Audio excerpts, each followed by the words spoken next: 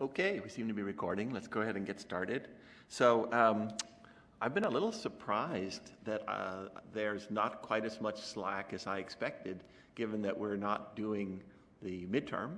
A lot of what we do in preparing for the midterm includes presenting material that we didn't really have time to cover before. Today's lecture, for example, I'm going to introduce several ideas that you haven't seen before, even though technically I would be using this as a time to prepare students for the upcoming midterm.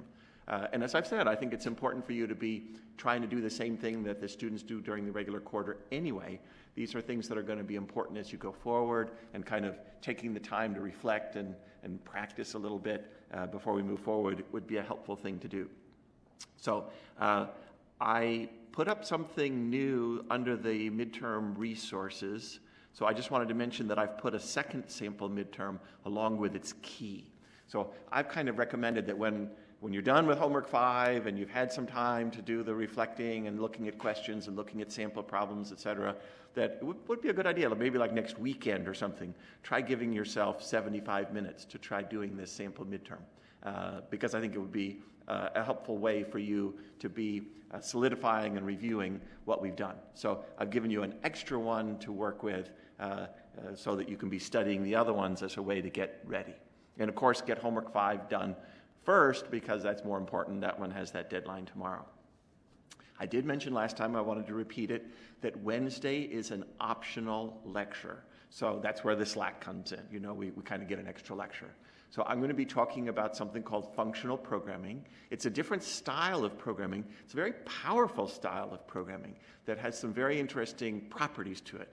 It's very mathematical, so those of you who are more math-oriented are likely to want to watch that lecture. But some of you may choose not to watch it, and that's fine. It's we're in the middle of the quarter. You might need a bit of a break. And as I've said before, no homework going out this week. So homework 5 is due tomorrow, but then there won't be a new homework going out until next Monday.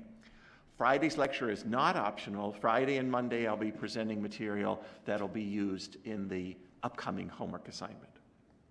Okay. Question of the day was a very interesting question of the day. How many siblings do you have? I wasn't surprised by these numbers, although I have to tell you that it's just very different than my generation. I am the 5th child out of 6 in my family, so I wouldn't have existed in most of your families. It wouldn't have gotten there. So yeah, very, very different time for me and probably for your parents, a very different reality. So that was a very interesting question. I liked seeing those results. Okay, well, what I have for today is a set of sample questions that I want us to go over that are like things that might be given on a midterm. Before we get to the questions, I want to spend a little bit of time in the interactions pane. I want to talk about what's known as type Boolean. So this is introduced in Chapter 5, the idea of a Boolean type.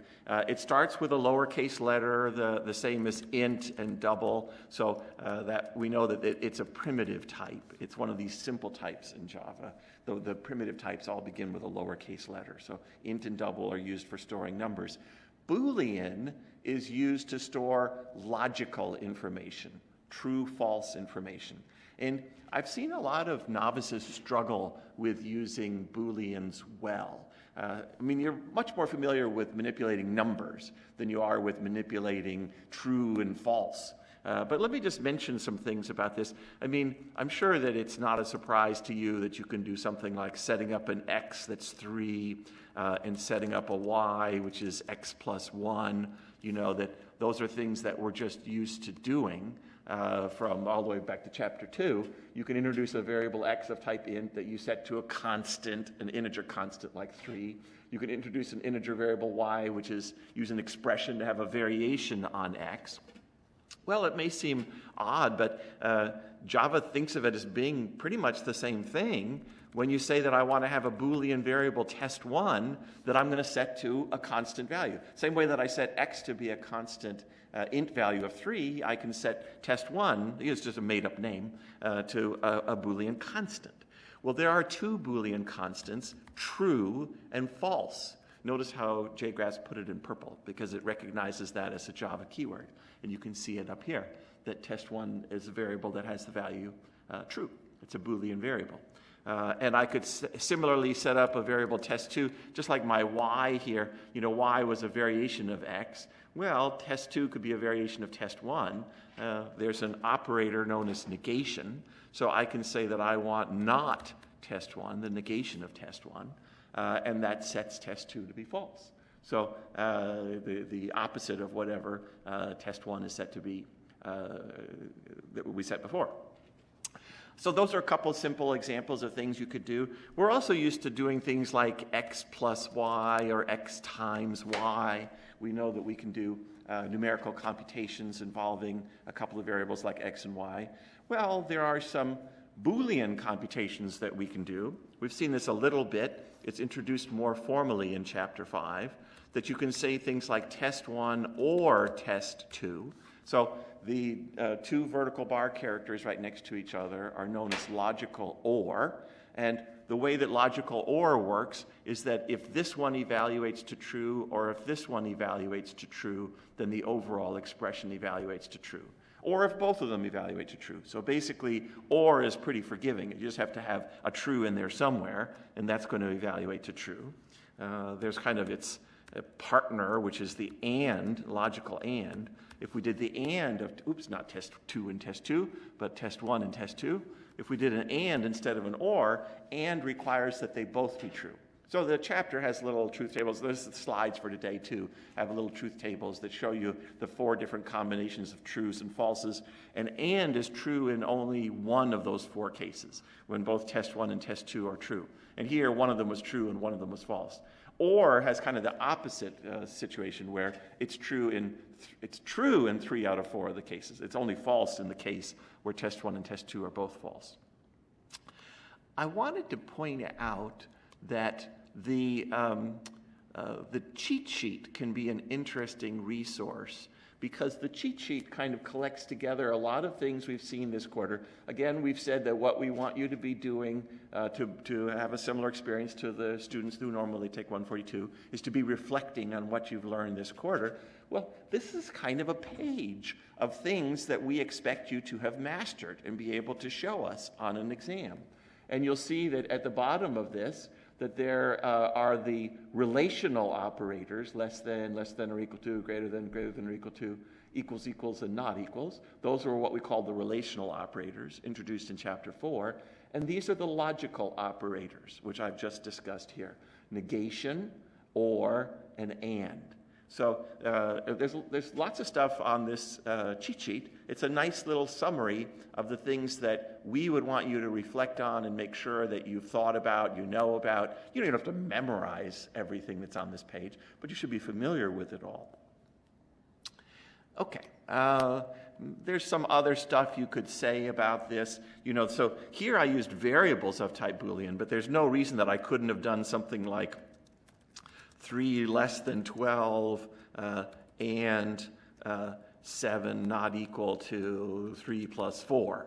So I could have had a Boolean expression here with an and a Boolean expression here. Now, 3 less than 12 is going to evaluate to true. 7 not equal to 3 plus 4, 7 not equal to 7, that's going to evaluate to false. So the overall thing is going to evaluate to false because this second one was false. If that had been an equals, then this would have evaluated to true. And I used parens there, but you actually don't need to use the parentheses. These logical operators have a very low level of precedence. And so Java just tends to group things naturally for you. So it'll kind of do the 2 logical evaluations first. It'll do the relational operators first, and then it'll do the application of the logical and. Another place where this is going to come up, and we have an example of this in the problems we're going to look at, is that this type Boolean is something that can be used, not just for variables and not just for expressions, but Boolean can be used for a return value, so that you can return a Boolean result from a method. Again, the cheat sheet kind of gives you some examples of this. If you take a look, we had methods called equals, true if this string is the same as str. So that's a method that's returning a Boolean. It's returning something that's true or false. So there's quite a few of these Boolean return values here listed on the cheat sheet. So this is going to be something that we haven't really seen that before. We've been using it but haven't really talked about it. And there'll be an example in what we're going to do in these little problems for today. So let me end that and come up to here. So what I have is basically just some lines of code in main where I'm calling various methods. So here I'm beginning by calling a method 7. So I've written a little description here of what it is that we're supposed to do for each of these methods, but I haven't filled in the actual methods. So these are examples of the kinds of things we might ask on an exam. Write a static method called 7 that takes a random object as a parameter. I'm just reading the comments here. And that uses the random object to generate up to 10 numbers. Oh, boy, I'm getting lost here. Write a static method, public static void method called 7 that takes a random object as a parameter. Random object as a parameter. We've got to have a name for it. How about if we call it R? Doesn't mention any other parameters. It says, and that uses the random object to generate up to 10 numbers between 1 and 10 inclusive, printing them and stopping if the lucky number 7 comes up, and returning, oh, there's a return, whether or not that happened. So we don't want to have a void return type. We're returning whether or not something happened. True or false, did it happen? It's returning a Boolean. So this is going to be an example of a method that has a Boolean return. It's not going to be relevant to you since you're not doing the exam, but I can tell you that we go out of our way on the test to give people partial credit. So like if you get the correct header for a method, you always get some points, even if you had at least 1 point, even if you had nothing inside of the method. So we always encourage students to show us whatever they can for a method like this. Even if you can't complete everything about a method, you can often get a pretty decent score by showing us a lot of the different elements that are here. So what are we supposed to do? We're supposed to use this random object to generate numbers between 1 and 30 inclusive. Well, how many numbers are there between 1 and 30? Let's think about just that part of the task for a minute. We would call r.nextInt, and remember I said that what you put inside the parentheses is how many different options there are, how many different numbers you might choose from. And between 1 and 30 inclusive, there are 30 such numbers. But remember, the next int is going to give us numbers between 0 and 29. So we'd have to adjust that. We'd have to add 1 to it so that we'd be getting numbers between 1 and 30. So that's something that's going to get me a number between 1 and 30. But it says to generate up to 10 numbers. Well, you might imagine, we don't know how many times we're going to do this. You might imagine you'd use a while loop, and you certainly could, but this is actually a case where a for loop turns out to be the more helpful structure to use. So we never want to do more than 10. So it's kind of, they're up to 10. So doing something 10 times kind of makes sense. So I'm going to say for int I equal 1, I less than or equal to 10, I plus plus, I'm going to generate a number. So that would generate exactly 10 numbers. And what does it say? So generating these numbers between 1 and 30, printing them. So, a decent problem statement would give you a lot more information about how it should be printed, but this particular problem, this is from the slides for today that Marty Stepp had put together. The intent was that there would be a print command. So you'd be printing on the current line. You'd be printing out next. You might imagine you'd do it that way, but we've talked about this. Then they'll all be scrunched together if you do that. So the example output or something would have made it clear that there's, for example, a space, that we include a space, after each number so that the different numbers are spaced out. Printing them and stopping if the lucky number 7 comes up. So this is a tricky thing. But it's a good opportunity to be able to describe something to you. Stopping Stopping the method from running. How do you stop a method from running? Well, I've said this several times, but we haven't really seen an example of it before. Return. I've said that whenever a return is executed, you exit the method immediately. You stop whatever you're doing so that we can have an if inside of here. If something or other is true, we're going to do a return. And doing a return in the middle of a method like this, you're saying to the method, I know the answer now. I don't need to do anything more. Stop running the method. Go back to the method that called this method and return this value that I'm about to tell you to return. So return has this, it's a kind of a go-to, in the old programming language, BASIC, you had a go-to command. It's kind of get me out of here. And that can happen in the middle of a loop. So we haven't seen this before, so that's why this is a good example to study, some others in the notes for today. But you can return in the middle. So that's why the problem statement is worded in terms of up to 10. So, without the return being executed, we'll go through this loop 10 different times. So there might be 10 times that we generate a number. But depending upon the number, we might return earlier than that. We might return sometime earlier.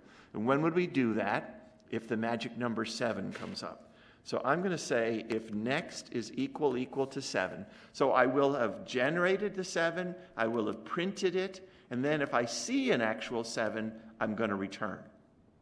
And it says that I'm supposed to return whether or not 7 came up. Well, if I'm seeing a 7, then I'd want to return true. I did see a 7, so I let it know, yeah, there was a 7.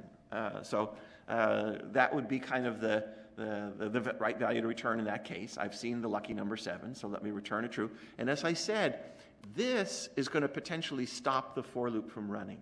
It's going to stop the method from doing anything. It says, return, get me out of here. And this was implied in what I said before, but let me say it a little more clearly. The way that we should use a return like this, the reason that this is appropriate is if you reach a point in the execution of a method where you know what value it's supposed to return, then generally we do that. We just return. There may be something else extra to do before you return sometimes, but generally, once we know what the answer is, we leave. We leave the method, we return. There's an instinct that we see with novices when we're doing something like this that somehow people kind of feel the desire to do else return false. That it's just, maybe there's a symmetry to it. If this is true, return true, and otherwise return false. It is true that we have to think about what happens if we never see a 7. So there's going to be a case where we return a false, but not like this. This is something that we've sometimes described as kind of returning early, that too early in this case. Think about it. What if I came in here and I generated a number and, if it's a 7, then I'm ready to return. I know that I've seen a 7 and I don't need to see anything else. What if it's a 13? Well, then it'll print it out and it's not a 7. I don't want to return a false. That would mean, all I've done is generated a 13. Yeah, that's not a 7, but that doesn't mean I'm done. I'm supposed to generate up to 10 numbers, and I've only generated 1. So this would be a very bad thing to do, to have kind of this if-else like this, because it would cause you to return in this other case where you're not done. You haven't finished. You've got to keep looking at numbers. You've seen, say, a 13, but there's 9 other numbers left to generate before you would, return and say, I didn't see a 7. So be careful about that. You don't tend to want to have this if-else in here. In fact, what this would do, the for loop is kind of useless. It always generates just one number and then returns either true or false, depending upon whether that was a 7. So we don't want this. We just want the simple if. But let me compile it, because we get an interesting error message when we compile it. Missing return statement. And what it's pointing at is the end of the method. It's basically saying, okay, I see you returning true here, but there are other cases to consider. In particular, what if you get to here? What if you finish the for loop? You've generated 10 numbers, you've printed them out, and you get to here. It has to return something. So it hasn't returned true. It's basically saying you've got to be returning something here as well, and this would be the case to return false. because we would have generated 10 different numbers. None of them clicked. None of them were the 7, that we were looking for that would have caused us to return. So we've generated 10 numbers in a row without returning true. So we did what we were asked to do, generated 10 numbers. None of them were 7. So we're supposed to say, hey, I did not see a 7. I generated 10 numbers and I did not see a 7. So in that case, we would return a false. So let me compile. The tip I give, because you don't have a compiler when you do an exam, but when you're thinking about a method that returns something, one of the things you should be asking yourself is, am I returning in all of the different cases? So you want to think through the different cases, and is it in every different case, am I returning an appropriate value? The main, what it does is it kind of calls this, it does a println to complete the line of output and then shows us what the result is. You can print Boolean values like that. So let's see, we'll run it and see what we get. It returned true. Oh, it must have produced a 7 in there somewhere. So how many was that? 1, 2, 3, 4, 5, 6, 7, 8, 9, 10 numbers. So it generated on the 10th number. There it did 10 numbers without getting a 7, 10 numbers without getting a 7. 1, 2, 3, 4, 5, 6, 7, 8, 10 numbers again. This is like Murphy's Law of demos. You never quite get what you want. 1, 2, 3, 4, 5, 6, 7. Let's keep going. False. There's got to be some case where we get a 7 earlier. 1, 2, 3, 4, 5, 6. Okay, so there's an example where it didn't generate all 10 numbers because it came up with a 7 earlier than that. All right. So that seems to be working the way that we wanted it to. All right, let me go to this next example. So let me uncomment those lines of code. So this is a method called digit sum. And this is going to be less important for all of you because you're not going to have to be doing this on an exam. But if you're practicing these questions, you're going to want to know what I'm about to show here. It's a certain pattern that I do expect students to be familiar with when I ask exam questions. And it's a good pattern to be familiar with in general. So what does it say? Write a static method called digit sum that takes an integer n as a parameter. Public static void method digit sum that takes an integer n as a parameter. Integer n. It doesn't say anything else that it takes as a parameter. And that returns, another one with a return type, that returns the sum of the digits of n. So it's got to return an int. Again, we give people a point just for getting the header right. You may assume n is not negative.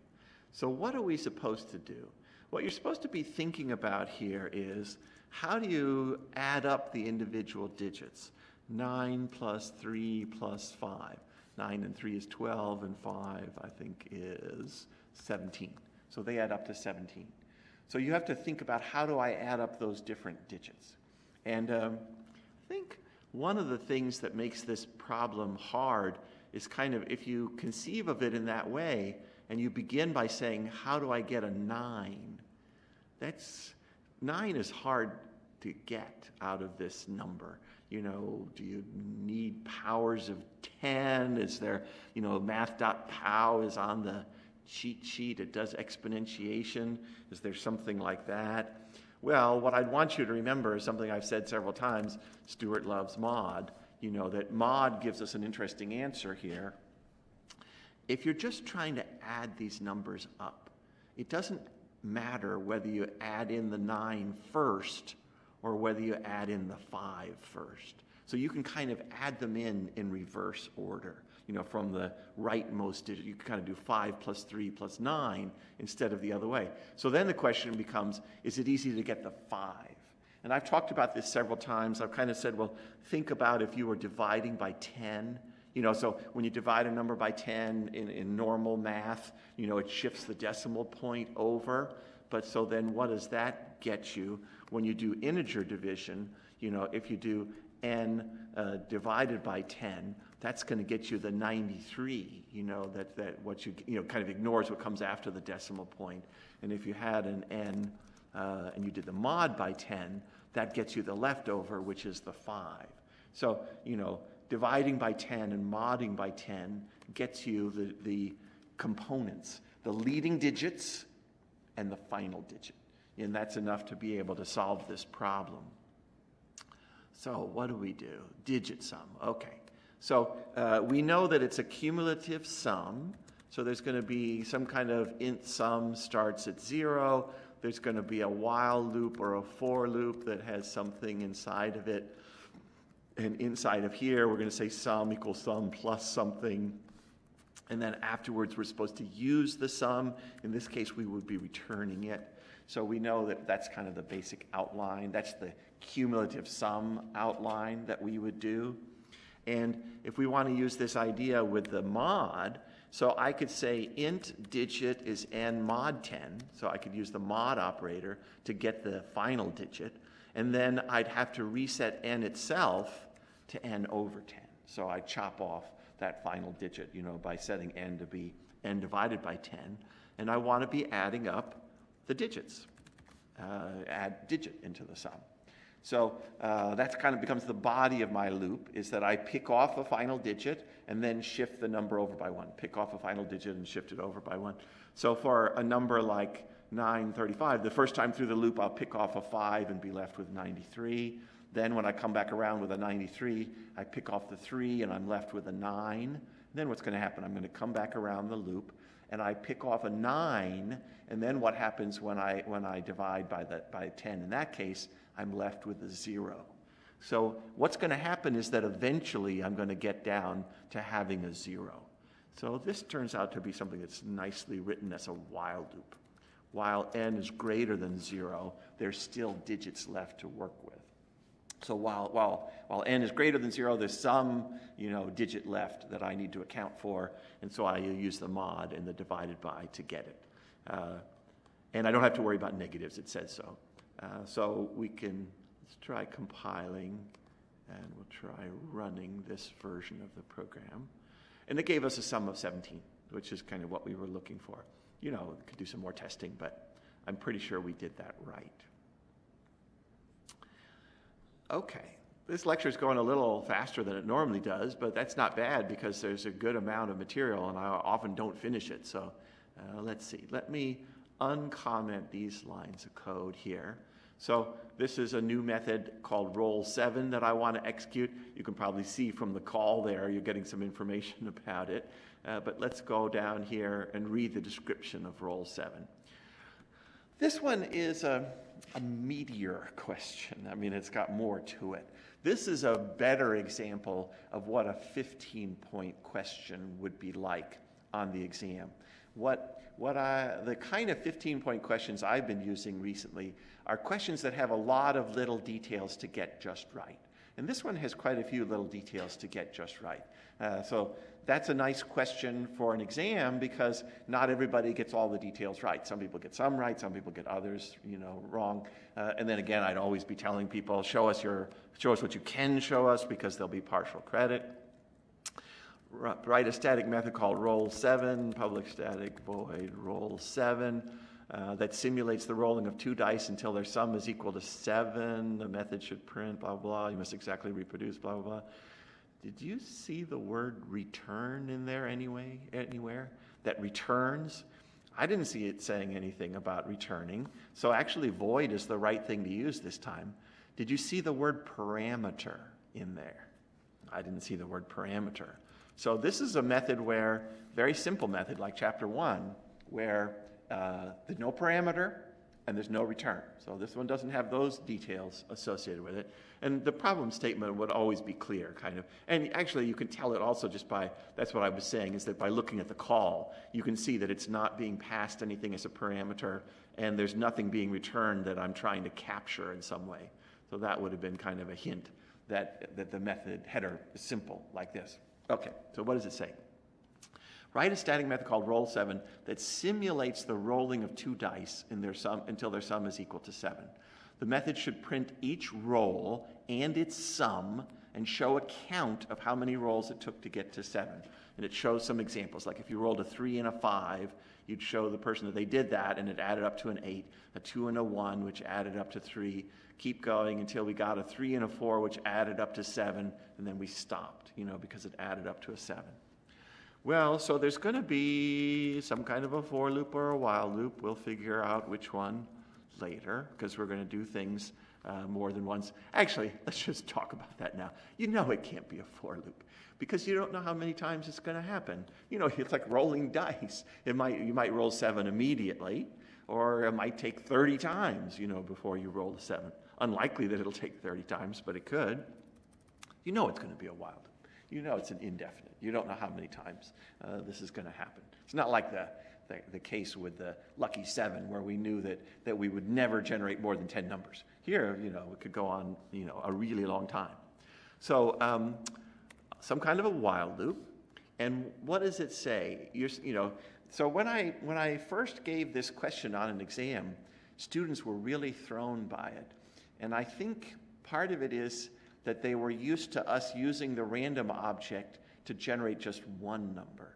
Somehow the idea of generating 2 numbers was something that caused some people not to kind of see the result here. But I think that it should be pretty clear that we're going to need a variable called roll1 and a variable called roll2. We're going to need to generate the 2 dice. You know, you roll the dice, and you know, one of them is a 3 and one of them is a 5, or one of them is a 2 and one of them is a 1. And if we're going to have the 2 dice, we can compute their sum. That's just going to be roll 1 plus roll 2. Plus roll 2. So I would have thought that people would figure out that you know, there's going to be variables like this, and they're going to be given new values every time through the loop. Notice, you know, this is the loop. This is the first time through the loop, the second time through the loop, the third time through the loop. So that's why these things are going to have to be reset every time through the loop. There was no random object that was passed as a parameter. A more complete problem statement would have said something along the lines of, you should construct a random object in order to generate the random numbers. So, you know, we would make a random R, which is a new random object. On an exam, we wouldn't worry about it so much, but on your homework, we do worry about it. It's in the general style deductions for today, that this is something that you would do once before the loop begins and not every time through the loop. You don't need a lot of different random objects. You only need one. So, you know, it would have been okay if this was inside the loop for an exam grading, but as I said, for homework, that would be a style point if you didn't have this outside the loop, this line of code. We make a random object outside the loop. We want to say system.out.println. We're supposed to produce these lines of output that have, you know, a number plus a number equals a number, roll 1 plus. So this would be another thing we're testing, is just, you know, you're able to put together an appropriate println, and notice that there's spacing there, so a plus with spaces, and then there would be an equal sign. So roll 1 plus roll 2 equals sum, you know, so that you'd be able to come up with a println command that would give you lines of output that look like that. Okay, we're filling in more and more as we go. Again, there's been lots of partial credit, you know, that. So if some question like this, there's some parts of it you don't get, you know, that doesn't mean that you would have bombed the midterm. You might have done fine because you might have gotten a lot of these elements right. Okay, how do we generate the 2 rolls? Well, dice. Dice have 6 sides to them. If you roll one of them, you're going to get a number between 1 and 6. So how do I get a number between 1 and 6? r.nextInt, how many different possibilities are there? Well, there's 6 possibilities, 1 through 6. r.nextInt of 6 will give me numbers between 0 and 5, so I'd have to add 1 to it. And then I do that again, r.nextInt of 6 plus 1. As I said, that threw some people the idea that I would do it twice, that I would generate 2 random numbers. But hey, 2 dice, 2 random numbers. And then I would be computing the sum and printing this out. And what are we supposed to do? You're supposed to go until you get a sum of 7. So what I could say here is, I mean, I want to get to a point where sum is 7, but remember, that's the reason to stop, is when we get to a sum of 7. So the reason to continue would be that it's not equal to 7. The negation, the opposite. When it's not equal to 7, we'd keep going. I could show you with the compiler, but on an exam you wouldn't have a compiler. But this is, we've hit again this very common situation. I've said it several times. If you haven't seen it yet in your homework, you're going to see it in your homework. This is something that you have to learn to deal with. That if I'm referring to sum here, then think about the scope of the declaration. So I've said int sum here. What's the scope of that int sum? It's the curly braces that contain it.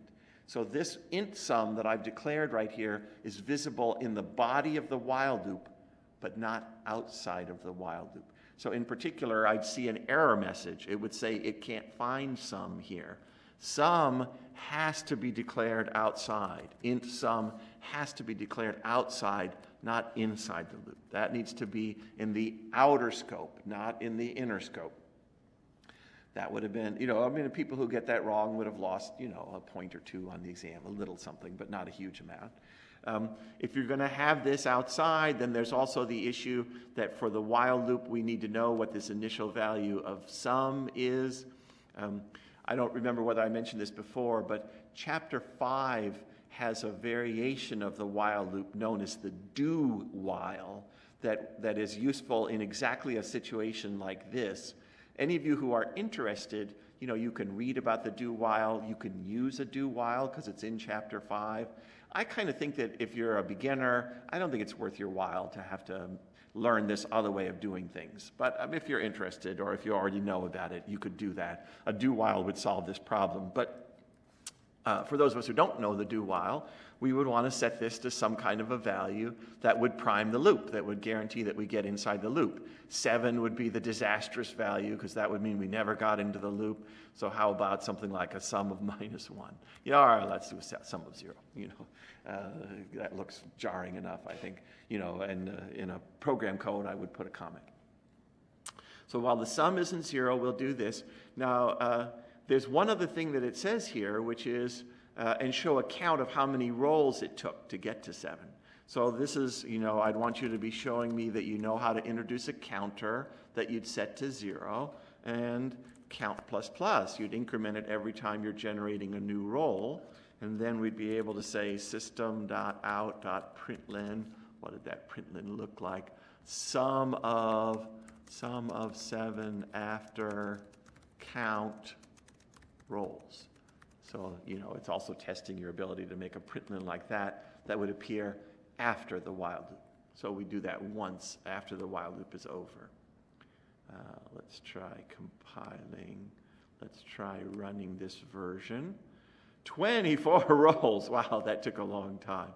Let me try running that again just to see something that's a little shorter. 10. There's still a lot. I could count and see, but anyway, it's doing, I think, what I wanted it to do. Okay, two more things to talk about today. One of them is a sample problem. By the way, I'm going to post this on the calendar for today. I'm going to post the solution to all of these different problems on the calendar for today so that you can see that. Let's collapse that. We don't need that. And so let me come to here. And let me uncomment these 2 lines of code here. So this is calling a method stutter that takes a sequence of letters, hello. And there's a little description here about what stutter's supposed to do. So write a static method called stutter that takes a string as a parameter and returns a new string where each letter of the original has been replaced with 2 of that letter. So if I'm given like HELLO, I'm supposed to turn it into HHEELLO. There were 2 L's, so it turned into 4 L's. So this is going to be a public static method. It does say that it returns a new string, so it has a string return type. It's called stutter, and it says that it takes a string as a parameter. So I'm going to say string S.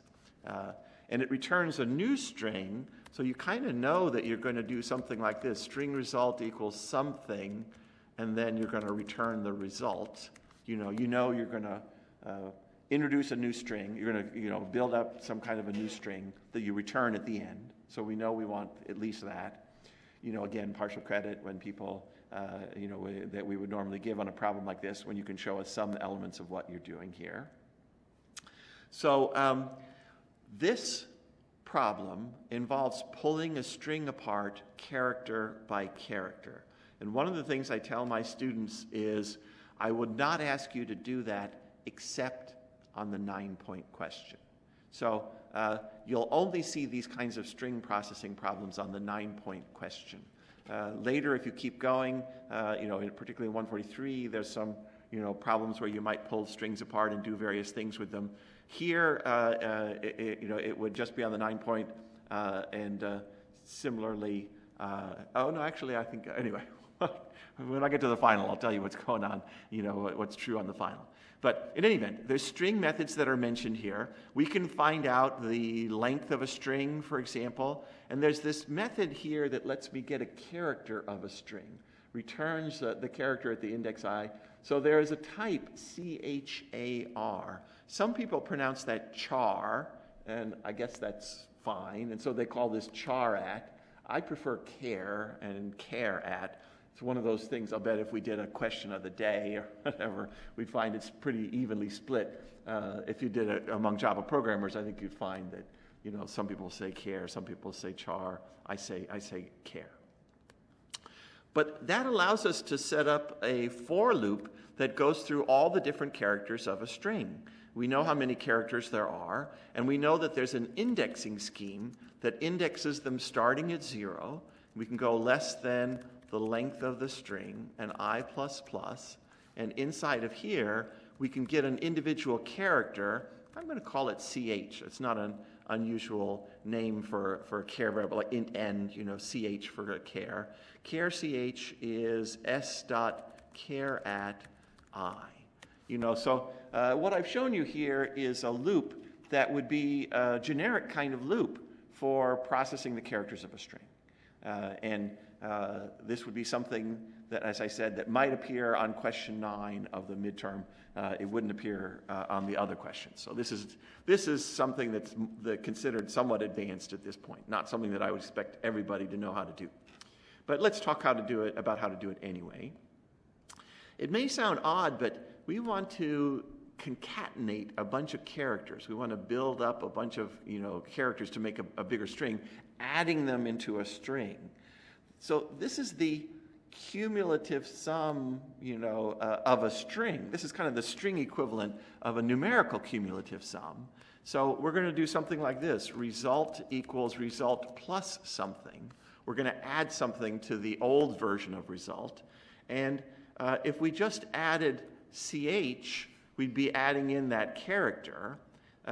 We'd need to have something to set this to, which would be like setting it to a 0, a numerical 0. Well, what's the text equivalent of a 0? It turns out it's an empty string, quote, quote, and it's an empty string, no characters whatsoever. It's a string of 0 length that has no characters at all. And I'll show you, if we compile and run this version of it, it does pull the string apart character by character, and it puts it back together, but it puts it back together in its original form, HELLO, which isn't what I was looking for. I was looking for getting 2 of each character, so I can add CH. I can add this to the string twice. So let's go ahead and compile and run that version of it. And now I'm getting the stutter version, HHEE, 4 L's and 2 O's. So again, that would be an example of something that would be like a 9-point question, that hard question at the end of the midterm. Okay, I said, so I can just show it to you, but I'll just let you know that this is going to be on the calendar for today, that I have a class that collects together all of this code from the main and all of the individual methods. So all of those different methods that we wrote, and I'll post it on the calendar for today. In the last 5 or so minutes of the class, I wanted to go back to something we talked about before. So this was a week ago. Actually, it was Monday of last week when we were doing the days problem of figuring out, what day of the year it was. And I mentioned to you that there was a bug with this music player that Microsoft put out called the Zune that the bug happened when you were on the 366th day of a leap year. So I'll just kind of show you if we compile and run. This was December 31st of 2016, and you notice it's not responding, it's stuck. And that's because what we were doing here is we were saying, well, look, when day is greater than 365, we need to be adjusting it. So in that case, if it's a leap year, we do one kind of adjustment, and otherwise we do another kind of adjustment. And what this little if was trying to deal with is that there was a particular problem with this. The problem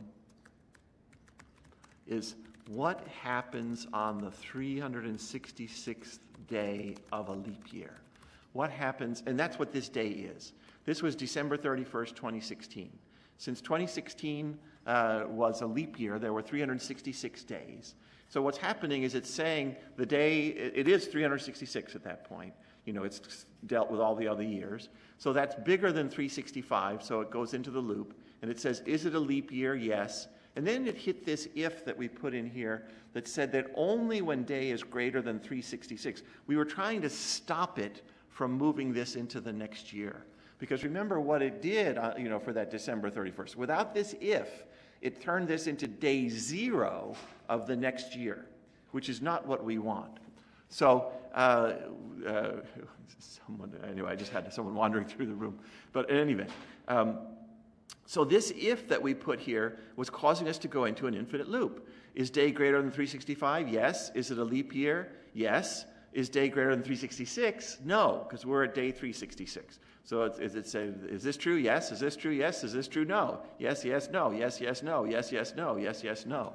So those music players on this particular day, when you turned on your music player and it tried to figure out what day of the year it was, went into an infinite loop. Totally non-responsive. Couldn't do anything with the music player because it was stuck in that loop. And Microsoft told people to turn it off and turn it back on again. And it did the exact same thing. It wasn't until the next day when they could turn it off and back on again that it started working again, because then it wouldn't get stuck in this loop. Well, so I'm not going to go into full detail in talking about what happens here, but I mentioned this is kind of a tricky thing to take care of. Trying to have an if in here that blocks us from changing things, this was a bad idea. That nested if inside of here was a bad idea. The better idea is to kind of keep it the way we had before. You're doing one adjustment for leap year and one adjustment for non-leap year. So kind of back to the way we had it before. But the problem then is that we don't want to be in this loop if it's the 366th day of a leap year. So I'm going to change this test to be if day is greater than 366. So that's a value of day that clearly needs to be adjusted.